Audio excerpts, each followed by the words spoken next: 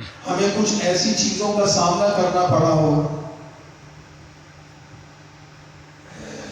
کہ جس کے بارے میں ہمارا علم تو ہماری رہنمائی کرتا ہے، ہمارا شعور اس کی اہمیت اور اس کی حیثیت بھی ہمیں بتاتا ہے،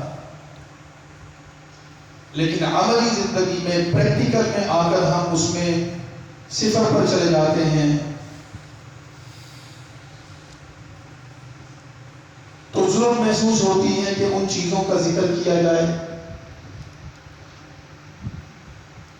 اور ان عنوانات پر بات کر کے اپنے ذہن کو اس پر آمادہ کیا جائے کہ ہم اس کی عملی تعبیرات سے نکل کر، اس کے علمی تعبیرات سے نکل کر اس کے عملی اقدامات کی طرف آئیں۔ مثال کے طور پر اگر ہم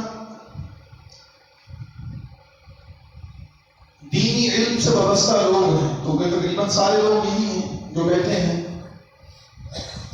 تو ہمیں ایک بنیادی چیز دینیات کے باب میں یہ سکھائی گئی ہے کہ رسول اللہ صلی اللہ علیہ وسلم کی ذات اقدس ہمارے لیے آئیڈیل اور معیار ہے۔ لقد كان لكم في رسول الله اسوة حسنة، تمہارے لیے تمہارے نبی کی زندگی میں ایک اسوہ حسنہ موجود ہے، رہنمائی حاصل کرو، ان کو آئیڈیل بناؤ۔ اور علماء کرام، ہمارے اساتذہ کرام، ہمارے بزرگان دین اسی بنیاد پر اصلاح کرتے ہیں کہ جو جتنا سنت کے قریب ہوگا اتنا ہی متقی اور پرہیزگار شمار کیا جائے گا۔ یعنی ہمارے ہاں تقوی کا معیار علم کی وسعت نہیں ہے، ہمارے ہاں اصل چیز سنت معیار ہے، رسول اللہ صلی اللہ علیہ وسلم کے طرز زندگی کو اختیار کرنا۔ جمعیت علماء اسلام کی دعوت پر آ کر اس کے سٹیج اور اس کے ماحول میں جب ہم اس پر بات کریں گے تو میرا طالب علمانہ نقطہ نظر یہ ہے کہ ہم فضائل کے باب پر بات نہیں کر رہے، وہ ہماری یہاں ضرورت نہیں ہے،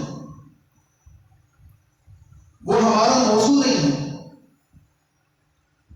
ہم عملی تعبیرات کی بات کریں گے، نظریات کی بات کریں گے، افکار کی بات کریں گے،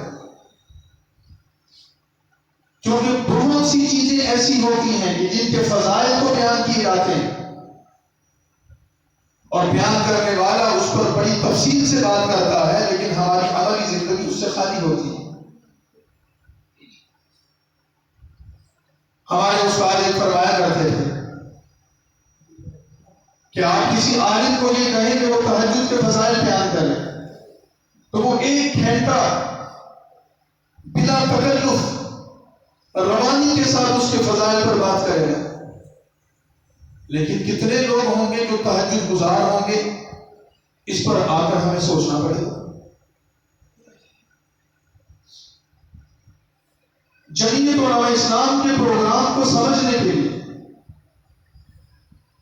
یا جمعیت علماء اسلام کے وابستہ ہو کر اس کا عہدہ لینا، اس کی ذمہ داری لینی، اپنی شناخت اور اپنا تعارف جمعیت کو بنانا، اس کے لیے فضائل کافی نہیں، بلکہ اگر میں یوں کہوں کہ فضائل کی ضرورت نہیں ہے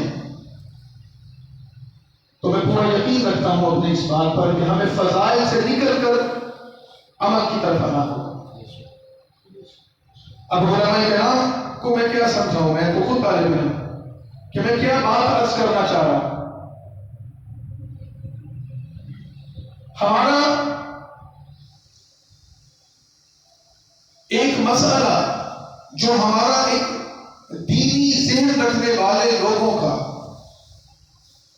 ایک مسئلہ یہ ہے کہ وہ جتنا زیادہ فضائل پر بات کرتے ہیں اتنا زیادہ عملاً اس سے دور ہو جاتے ہیں۔ اس پر کئی مثالیں پیش کی جا سکتی ہیں۔ اس کی وجہ ان کے پیچھے ایک نقطہ نظر ہوتا ہے کہ فضائل ہیں تو اس میں مبالغہ بھی جائز ہے. کہ مثال کے طور پر اگر کوئی شخص یہ کہے کہ اس روایت کو یا اس سند کو جو آپ نے پیش کیا اس کی حیثیت کیا ہے علمی حوالے سے، تو کیا کہا جاتا ہے کہ فضائل کے باب میں ضعیف روایات بھی پیش کر دی جاتی ہیں. اس کا مطلب ہے کہ اس میں اس کی تحقیق کی ضرورت نہیں. آپ جمعیت علماء اسلام کے پروگرام کو سمجھنا چاہتے ہیں، آپ جمعیت علماء اسلام کے پروگرام سے وابستہ ہونا چاہتے ہیں، آپ جمعیت علماء اسلام کے کارکن رضاکار اس کے عہدیدار بننا چاہتے ہیں، اور آپ فضیلت کی بنیاد پر آئیں تو میں اس سے متفق نہیں. یہ بنیاد ہی غلط ہے.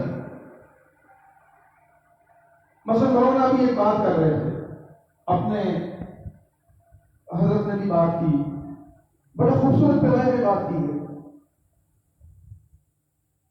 اگر جمعیت علماء اسلام کے سربراہ کو مولانا فضل الرحمان کے حسب نسب کو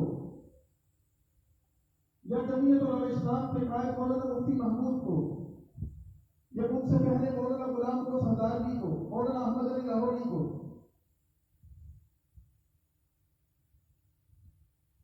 ذاتی اعتبار سے یہ فضیلت حاصل نہ بھی ہوتی، یہ شرف اور مقام اور مرتبہ حاصل نہ بھی ہوتا، یا آج جمعیت علماء اسلام کے قائد مولانا فضل الرحمان کو یہ شرف اور فضیلت حاصل نہ ہو، تو کیا ہم جمعیت علماء اسلام سے وابستہ نہیں ہوں گے؟ یہ سوال ہے. اگر تو ہم ان کے شرف کی وجہ سے وابستہ ہیں تو پھر آپ اپنی وابستگی پر نظر ثانی کریں. پھر تو بڑا ہوگا ریکارڈ ہونی میں ریکارڈ پر کہہ رہا ہوں، ایک ذمہ دار کی حیثیت سے کہہ رہا ہوں. ہم کسی شخص کی کسی ذات کی شخصیت کے شرف اور فضیلت کی وجہ سے جمعیت سے وابستہ ہوں تو پھر برائے مہربانی آپ نظر ثانی کر لیں، اس وجہ سے کہ جب ہم فضائل کی بنیاد پر، شرف اور فضیلت کی بنیاد پر وابستگی ظاہر کرتے ہیں اور اس پر ہم آمادہ ہوتے ہیں، تو جب ہماری فضیلت پر، ہمارے شرف اور فضیلت پر جب حرف آتا تو ہماری یہ وابستگی پھر ہوا ہو جاتی ہے. آج تو مولانا فضل الرحمان کے بارے میں یہ کہا جا رہا ہے کہ ماشاءاللہ انہوں نے تہجد گزار ہیں، خشوع و خضوع ہے، مفتی محمود کے بیٹے ہیں، مولانا احمد علی لاہوری اتنی بڑی شخصیت تھے، مولانا غلام قوس ہزاروی کو نہ تھے.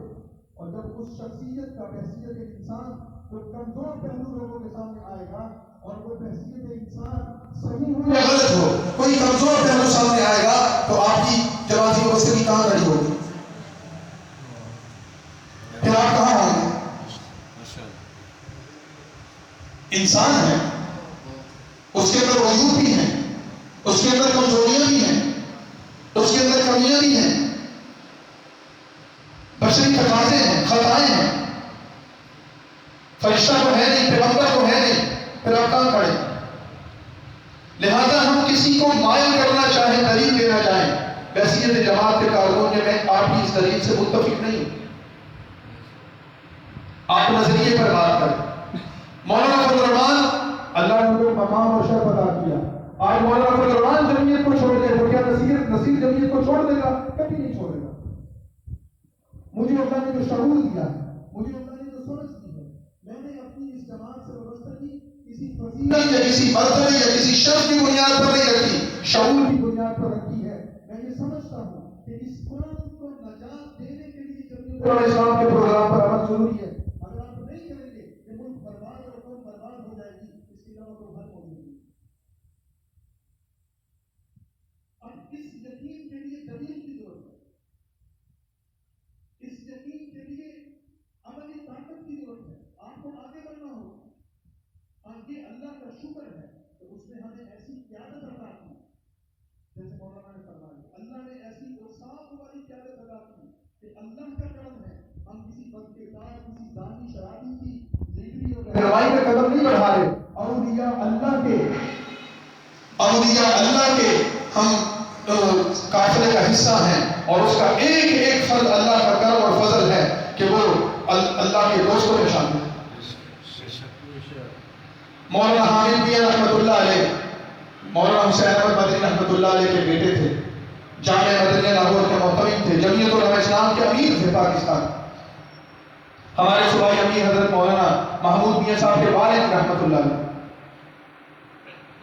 ان سے کسی نے پوچھا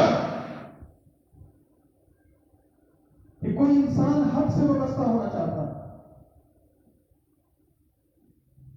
فطروں کا دور ہے، اتنی جماعتیں ہیں، اتنے ادارے ہیں، اتنے لوگ ہیں، حق کدھر ہے، کیسے پتہ چلے؟ وہی تو ہے نہیں جو آ کر بتائے کہ جو حق اور باطل کو الگ الگ کر دے۔ تو حضرت مولانا حامد میاں رحمۃ اللہ نے کیا جواب دیا تھا؟ انہوں نے فرمایا تھا کہ بے شک وہی نہیں ہے کہ کوئی فرشتہ آگے رہنمائی کرے کہ یہ حق اور باطل ہے۔ آج کے دور میں حق کی پہچان یہ ہے کون سی جماعت، کون سی شخصیت، کون سا ادارہ اور کون سا کام ہے جس کے ساتھ اللہ کی تائید موجود ہے اور وہ حق ہے۔ اس کا معیار یہ ہے کہ دیکھو اولیاء اللہ کہاں کھڑے ہیں۔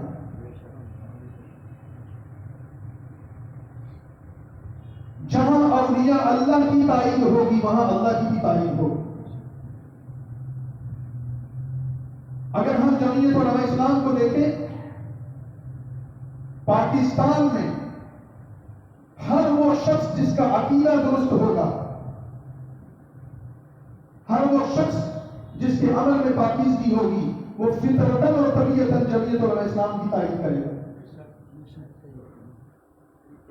اور ہر وہ شخص جس کے عقیدے میں کمزوری ہے، اور ہر وہ شخص جس کے عمل میں پاکیزگی نہیں ہے، وہ آپ کو جمعیت علماء اسلام کے خلاف کھڑا نظر آئے گا۔ تو پھر فیصلہ ہم نے کرنا ہے۔ ہم نے کسی شخصیت کی بنیاد پر، کسی کی ذات کے شرف اور فضیلت کی بنیاد پر اس جماعت کو لے کر آگے نہیں بڑھنا۔ ہم نے اپنے نظریے کی بنیاد پر، اس حق کی بنیاد پر کہ یہ حق ہے، جتنے بزرگان دین اور اولیاء اللہ ہیں وہ اس جماعت کے ساتھ کھڑے ہیں، اور جتنے بدماش اور شیطان ہیں وہ اس کے خلاف کھڑے ہیں، تو ہم نے کہاں کھڑا ہونا ہے؟ ہم نے رحمان کے لشکر میں کھڑے ہونا ہے یا شیطان کے لشکر میں کھڑا ہونا ہے؟ اس کا فیصلہ ہم نے کرنا ہے۔ اب وہ آئے یا جائے، ہمیں اس سے کوئی فرق نہیں پڑتا۔ رسول اللہ صلی اللہ علیہ وسلم کو جب مکہ کے لوگوں نے یہ پیشکش کی تھی کہ آپ سلح بازی کر لیں ہمارے ساتھ، اگر آپ کو سرداری چاہیے تو ہم ہماری گردنیں حاضر ہیں، اگر آپ کا یہ سارا معاملہ دولت کے حصول کے لیے ہے ہم اپنے خزانے آپ کو پیش کر دیتے ہیں، کوئی عورت چاہیے تو عرب کا حسن آپ کے قدموں میں لا دیتے ہیں، جس سے چاہے نکاح کریں۔ انسان کی زندگی میں یہی چیزیں اس کی ترجیحات ہوتی ہیں، اس کو کوئی منصب اور کوئی عہدہ ملے، اقتدار اور طاقت اس کے ہاتھ میں ہو، پیسہ اس کے جیب میں ہو، یہی چیزیں ہیں۔ اور جب یہ چیزیں آتی ہیں تو پھر حسن بھی متاثر کرتا ہے، کشش پیدا ہوتی ہے، اس کے حصول کے لیے لوگ آگے بڑھتے ہیں۔ علماء کرام نے یہ بات کی، سیرت نگاروں نے اس پر تجزیہ کیا کہ رسول اللہ صلی اللہ علیہ وسلم کو اگر سرداری مقصود ہوتی، محض سرداری مقصود ہوتی تو عرب کی اس پیشکش کو قبول کر لیتے۔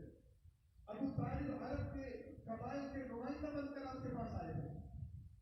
اگر رسول اللہ صلی اللہ علیہ وسلم کو مال و دولت کی طلب ہوتی، آپ اس پیشکش کو قبول کر لیتے۔ رسول اللہ صلی اللہ علیہ وسلم حسن پرست ہوتے تو قبول کر لیتے اس پیشکش کو، لیکن آپ نے اپنے چچا کو کیا جواب دیا تھا کہ میرے ایک ہاتھ میں تم سرداری کی بات کر رہے ہو، تم مال و دولت کی بات کرتے ہو، تم حسن و جمال کی بات کرتے ہو، اگر تم میرے ایک ہاتھ میں سورج لا کر رکھ دو، میرے دوسرے ہاتھ میں چاند لا کر رکھ دو، خدا کی قسم میں پھر بھی اپنی دعوت سے پیچھے نہیں لگوں۔ اس کے پیچھے بات کیا نظریہ۔ اب علماء کرام علم تو رکھتے ہیں، سیاسیات کی اہمیت بھی سمجھتے ہیں، ہمیں جو دینی ابواب پڑھائے گئے ہیں، سیرت کے جو ابواب پڑھائے گئے ہیں، آپ کسی عالم سے پوچھیں کہ رسول اللہ صلی اللہ علیہ وسلم اپنے نظام مملکت کو کیسے چلاتے ہیں،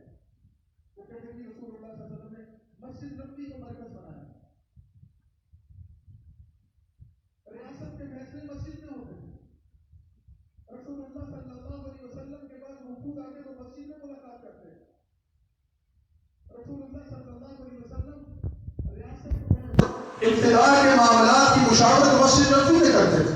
وہاں تو کوئی ایمان صدر نہیں تھا, کوئی وزیر اعظم وزیر اعلیٰ ہاؤس نہیں تھا. ریاست اور اقتدار کے جملہ معاملات مسجد نبوی میں طے ہوتے. اب عالم دین یہ بات تو کرتا ہے, مولانا صاحب اس پر تقریر تو کرتے ہیں, جب ہم ان سے کہتے ہیں کہ آپ ذرا پھر اپنی مسجد میں جمعیت کا اجلاس رکھیں, اپنے ممبر پر جمعیت کے پروگرام پر بات کریں, تو وہ کہتے ہیں کہ ہم اپنی مسجد میں سیاسی گفتگو نہیں کرتے. تو پھر آپ کے علم اور عمل میں تضاد نہیں, آپ کے علم و عمل میں تھوڑا نظر نہیں آ رہا.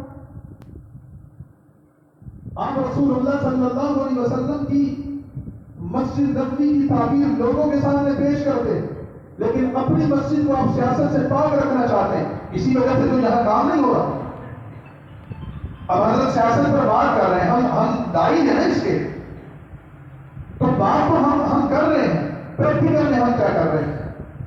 ہمارے پنجاب میں کیوں نہیں ہے, ہمارا ووٹ بینک کیوں نہیں ہے, لوگ ہمارے کہنے پر ووٹ کیوں نہیں ڈالتے؟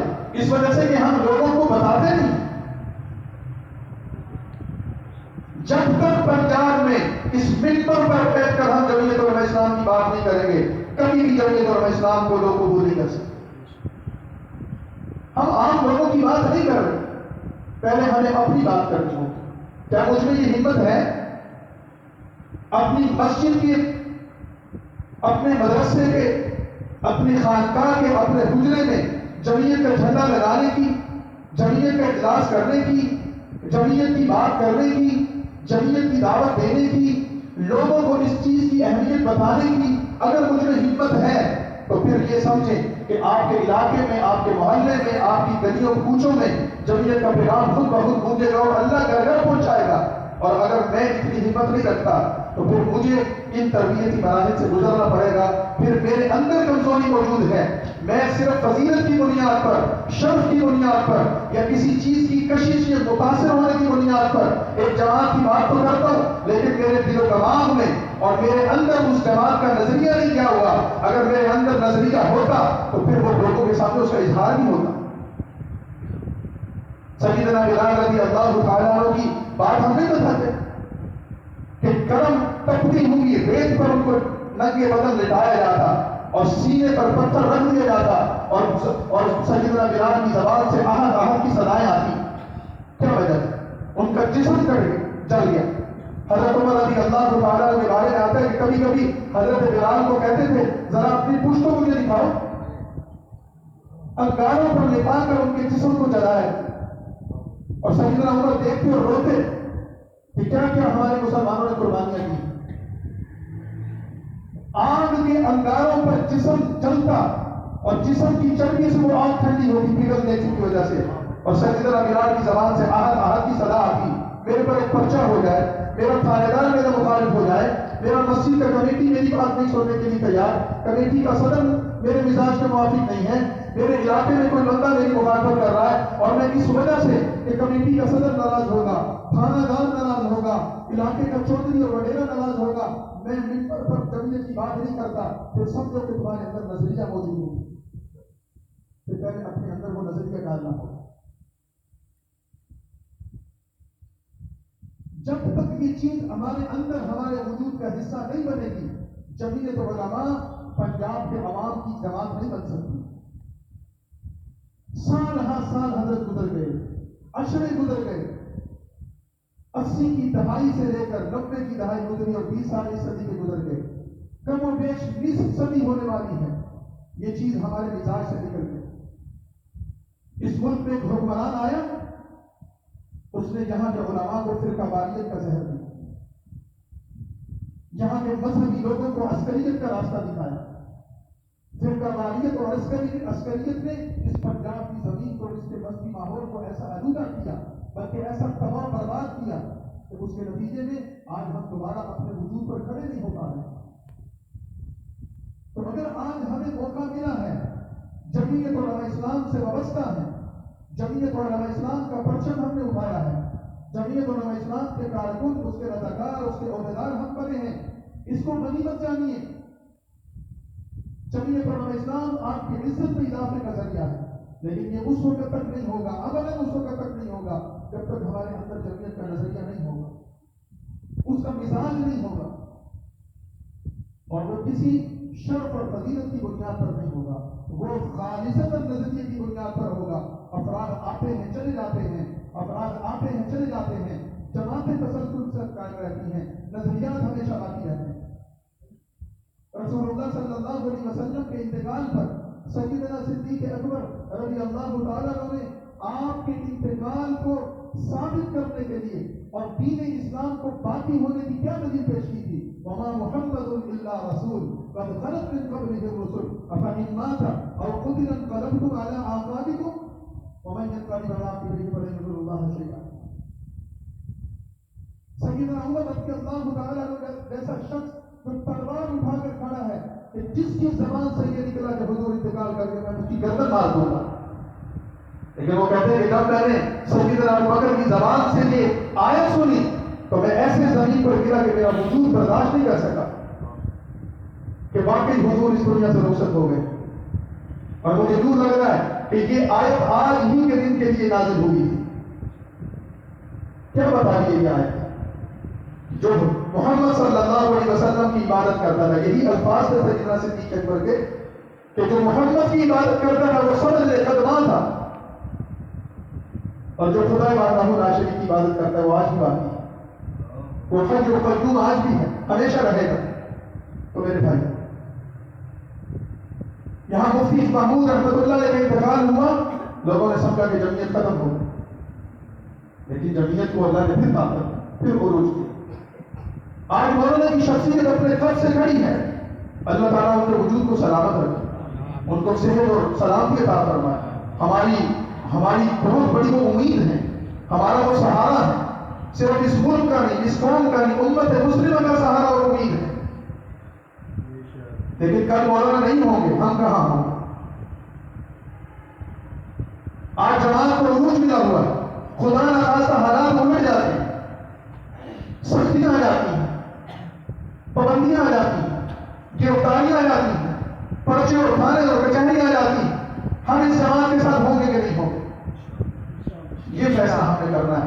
اگر ہر حال میں اس عروج اور زوال میں ہم اس جماعت کے ساتھ کھڑے ہیں تو یقین جانیے کہ پھر ہماری وابستہ کی نظریات کی بنیاد پر ہے، پھر دنیا کی کوئی طاقت ہمارا راستہ نہیں روک سکتی۔ لیکن جب تک یہ چیز ہمارے اندر پیدا نہیں ہوگی، جماعت آگے نہیں بڑھ سکتی۔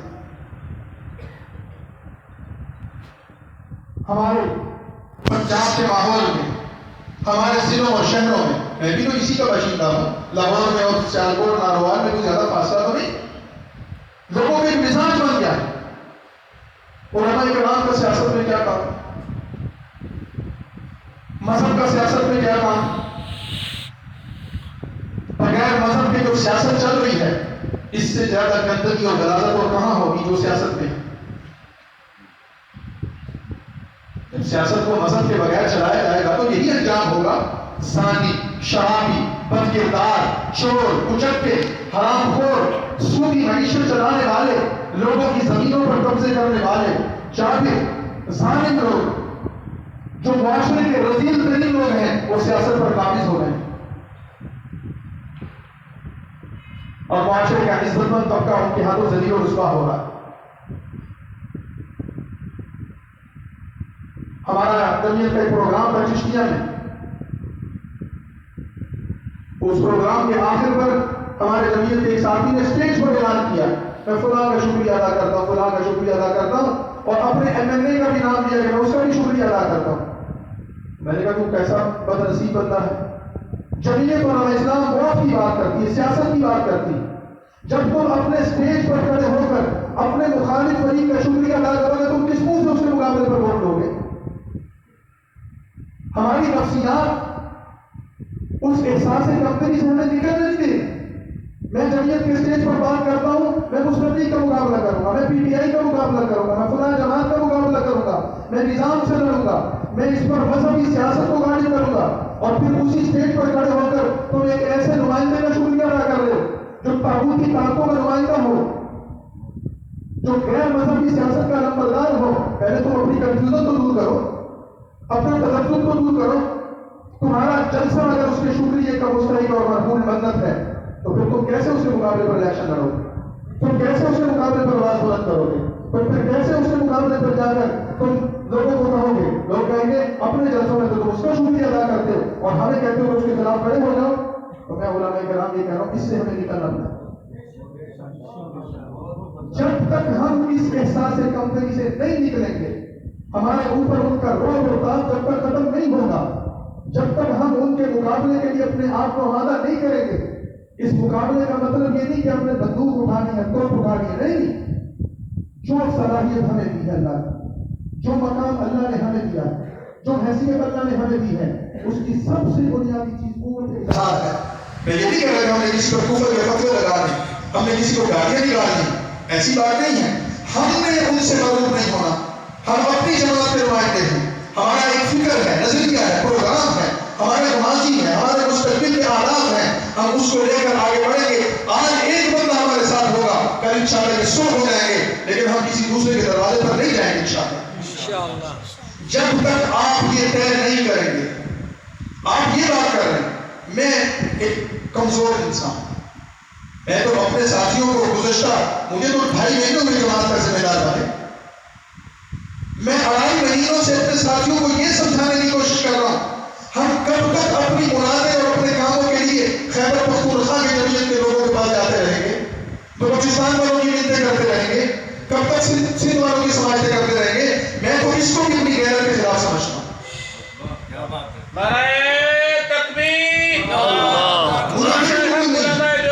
जिंदाबाद। खैबर पख्तूनख्वा में मेरी जमात है, बलूचिस्तान में मेरी जमात है, दूसरे सूबों में हमारे साथ ही घर के लोग हैं, वो बड़े भाई हैं, छोटे भाई हैं, कैसे रिश्ता होता है, हम एक दूसरे से ताल्लुक ले सकते हैं, लेकिन मेरी जमात की गैरत और मेरी एक हैसियत को गवारा नहीं कर रही, मेरी जिम्मेदारी गवारा नहीं कर रही। मैं अपनी ताकत पर अपने साथियों की ताकत से उनकी मामले से अपना हक क्यों ना दूं? हमें इस पर आना होगा। अगर आप सियासत करना चाहते हैं, मौलाना ने सियासत पर बात की, अगर आप इस नहज पर पहुंचना चाहते हैं, फिर आपको इस दरवाजे से निकलना होगा, इस चारदीवारी से निकलना होगा।